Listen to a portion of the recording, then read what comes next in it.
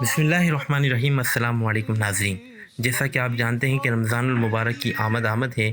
اس سلسلے میں ہم کھجور سے روزہ افطار کرنے کی حکمت بیان کریں گے۔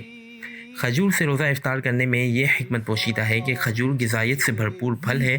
اس سے جسمانی توانائی حاصل ہوتی ہے۔ روزے سے جسمانی توانائی میں کمی ہو جاتی ہے اور اس وقت ایسی غذا کی ضرورت ہوتی ہے جس کے کھانے سے جسم کی توانائی بحال ہو جائے۔ اس صورت میں کھجور توانائی اور شکر کی کمی کو پورا کرنے کا بہترین ذریعہ ہے۔ کھجور کا تذکرہ اللہ تعالیٰ نے قرآن حکیم میں متعدد بار مقامات پر مختلف حوالوں سے فرمایا ہے۔ اسی طرح احادیث میں بھی کھجور کی افادیت، غذائی اہمیت اور طبی فوائد بیان کیے گئے ہیں۔ حضرت انس رضی اللہ تعالیٰ عنہ سے روایت ہے کہ حضور نبی اکرم صلی اللہ علیہ وسلم مغرب کی نماز سے پہلے چند تر کھجوروں سے روزہ افطار فرماتے تھے۔ اگر تر کھجوریں بر وقت میسر نہ ہوتیں تو خشک کھجوریں چھواروں سے افطار کرتے تھے۔ اگر خشک کھجوریں بھی نہ ہوتیں تو چند گھونٹ پانی پی لیتے تھے۔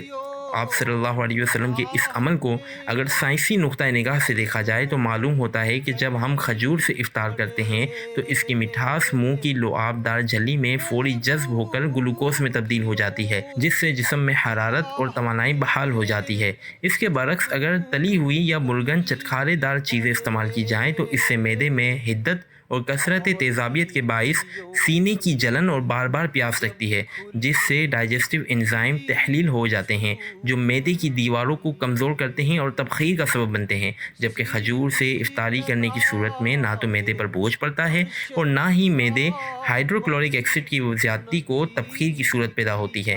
علاوہ ازیں کھجور میں بے شمار طبی فوائد ہیں، مثلاً بلغم اور سردی کے اثر سے پیدا ہونے والی بیماریوں سے بچاتی ہے، ضعف دماغ رفع کرتی ہے اور نسیان کو دور کرتی ہے، قلب کو تقویت و فرحت بخشتی اور بدن میں خون کی کمی یعنی اینیمیا کو دور کرتی ہے، گردوں کو قوت دیتی، امراض تنفس میں بالعموم اور دمے میں مفید و مؤثر ہے۔